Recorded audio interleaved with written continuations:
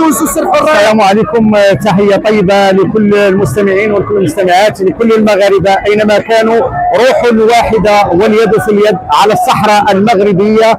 هذا هو التلاحم والتعاطف ديال المغاربة. دائما الصحراء مغربية وستبقى مغربية على رائدها جلالة الملك محمد السادس نصره الله.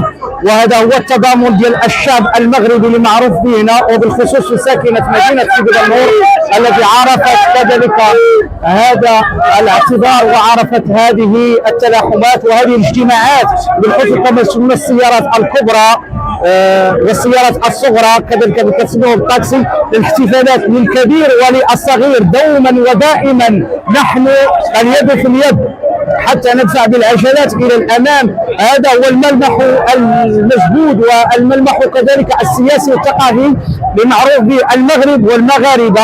دائما نحن وراء صاحب الجلاله محمد السادس نصره الله.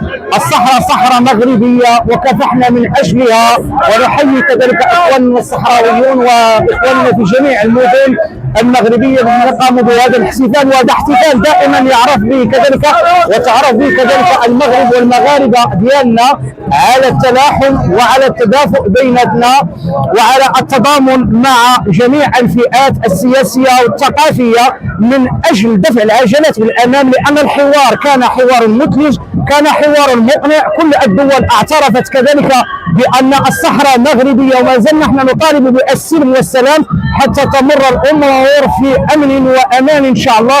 ودائما نحن اخوان لجميع العرب ولجميع الدول، نرحب بهم بكلمتهم وبقولهم وبفعلهم وبمجيئهم الى المغرب العربي متسع الصدر الذي يرحب بالجميع دوما ودائما وليلا ونهارا. وهذه الاحتفالات ستستمر كذلك ان شاء الله في هذه الليله فرحه وبهجه فيها الامن وفيها الامان وفيها السلم والسلام. كذلك بدورنا نشكر جميع السلطات المحليه وجميع الوزراء وجميع التدخلات ديال الفئات ديال النقابه التي تقوم كذلك بهذه الاحتفالات فرحه وبهجه كما تشاهدون الان وكما تستمعون لهذه الاصوات. هي اصوات تعبر عن الخنزره المغربيه الذهبيه التي احتفلت كذلك بهذا المجهود وبهذا الاستجابه وبهذه الدعوه وبهذا الفوز العظيم. نحن مغاربه ونمتاز كذلك بمغربتنا ونفتخر بها دوما ودائما وراء رائد الامه جلاله الملك محمد